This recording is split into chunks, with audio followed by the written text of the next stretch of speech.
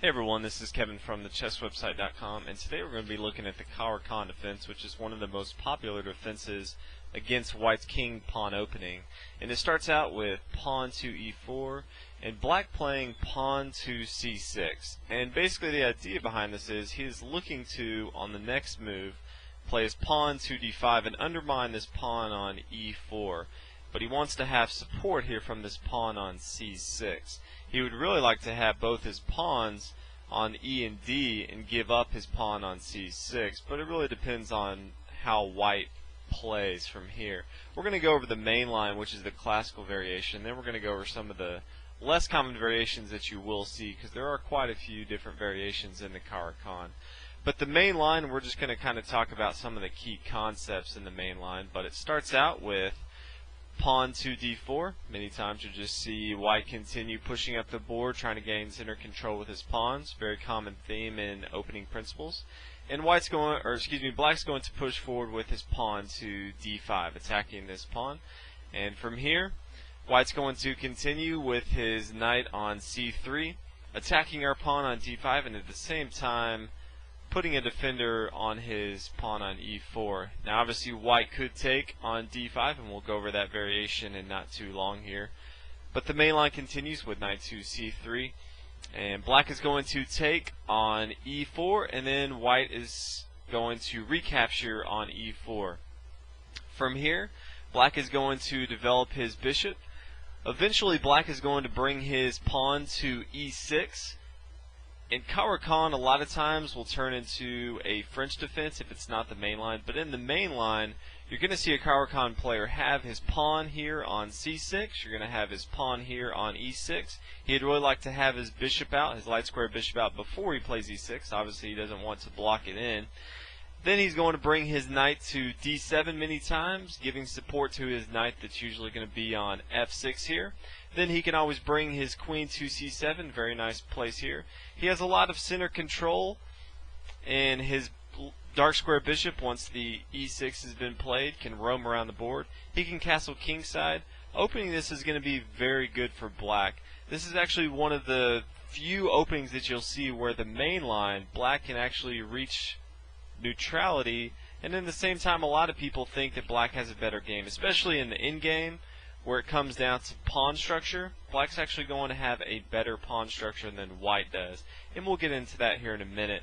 Play here continues in the main line with Black moving his knight to g3. Obviously we were attacking it on e4 with our bishop here, and he's now attacking our bishop, so we are going to bring it back to g6. No reason to overextend it yet. We don't have any other pieces out to support that bishop, so we're just going to bring it back. It still has a long diagonal attacking this c2 square, but it's on a long diagonal right now, which is completely fine. And here the main line is White plays h4, which in the end game is actually going to hurt his pawn structure, but in the main line it does start to come down the board and attack us and get this bishop, which is actually a very good bishop for us on the light square, out of the way. So we're going to go ahead and move pawn to h6 in the main line, giving our bishop a way out. If he does continue up the board, obviously he has his knight here on g3 supporting if he does push forward. That way we can kick our bishop back to h7. Main line continues with the development of the knight, and then we're going to bring our knight to d7. We're eventually going to bring our knight to f6, and this is merely supporting that, and at the same time it's giving us a little more center control and a good development square. Now we can bring our queen into the action, and we can choose to castle queenside or kingside. We have a lot of different options in the Caro Kann. White's going to continue to push forward with h5, and we're going to go and kick our bishop back to h7.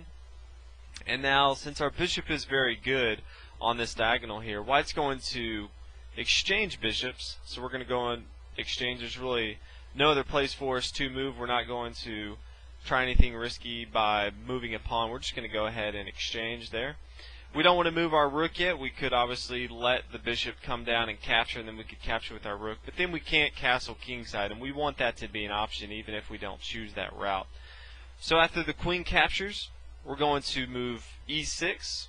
Good development move, opens up a line for our queen on the dark squares. Our queen can choose either side to go to, and our bishop now is activated, and we can move it along these dark squares, which is very good for us. And from here, this is the common thing in the main line. We're eventually going to bring our knight to f6. We can bring our bishop into the action if we want to extend it farther, if we just want to bring it to a square like e7. More than likely, you'll get it involved into the action. Again, you can castle kingside. You can bring your queen into the action by b6, attacking the b2 square. Or you can just bring it to b7, eyeing down on the king side, and then you can castle queenside. It really depends up to you. But as you can see, there's a lot of play that black has from Caro, especially in the main line. And if you look at our pawn structure, it's very good right now. We have 4 on one side, 3 on the other. And we really haven't deviated from any overextension of our pawns like white has with his move down to h5. So that's the main line. We're going to take a look at some of the other variations that you will see. Another variation that you will see is the Smyslov variation, which is pawn e4, c6, d4, d5. Then when he brings his knight to c3 and we recapture, then we bring our knight to d7. And the goal of this is to eventually bring our knight to f6, and once we exchange knights, then our b knight, our queenside knight, will be on f6, and then we can open up our bishop here. Now white can have a lot of play here if he just plays something like knight to g5, and this is actually what Kasparov lost to when he played the Caro defense against deep blue. And there's just a lot of traps that you can fall into. White's not going to allow black to exchange the knights here, and so I feel like it's a trickier position to play as black, and I usually don't recommend it to people when they're learning the Caro, but it is good to know about if you do see it. Another thing you may see in the Caro starts out e4. We'll go over some more variations here. c6, d4, pawn d5. Then he brings his knight to c3 and capture and recapture. One of the things you may see here is knight to f6, and then when recaptures, there's two variations. There's a Bronstein-Larsen, which is simply pawn captures on f6, which the goal of this is to give an open file to the rook. Yeah, it does give an open file to the rook, but it does kind of undermine our pawn structure here. It's going to be real tough for us to castle kingside. We're more than likely not going to castle kingside. We want to keep this open file for our rook, but in the endgame, our pawn structure is not quite going to be as good as white. As you can see, we have 3 pawn islands here. It's going to be a little harder for us. Other variation you may see in this is you may see pawn capture on f6, which I feel is a little bit better. You can still castle kingside and get a lot of play, but those are two of the things you may see. Now, another variation that you will see is the advanced variation. It starts out the same: e4, c6, d5, d4, d5. But instead of now playing knight to c3, white may simply play pawn to e5. Now from here, black has 2 options. The first one is bringing his bishop to f5, where the knight can now come to c3. And after we develop with pawn to e6, very common move after we bring our bishop out to move pawn e6, then white can play pawn to g4, putting a lot of pressure on our bishop, and we're going to have to kick our bishop back out. This is one thing you may see.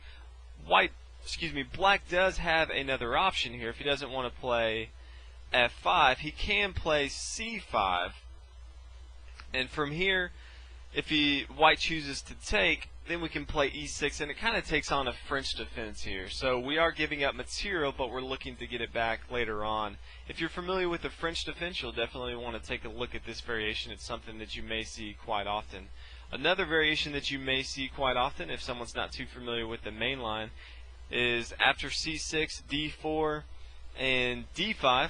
It's not as common, but you may see white take on d5, and from here we can take on d5 with our pawn. This is going to be completely fine with us. There's a lot of things that white can do, but as you can tell already, we have both of our center pawns, and white only has one of his center pawns. We can simply bring our knight into action with c6, putting a lot of pressure on the center.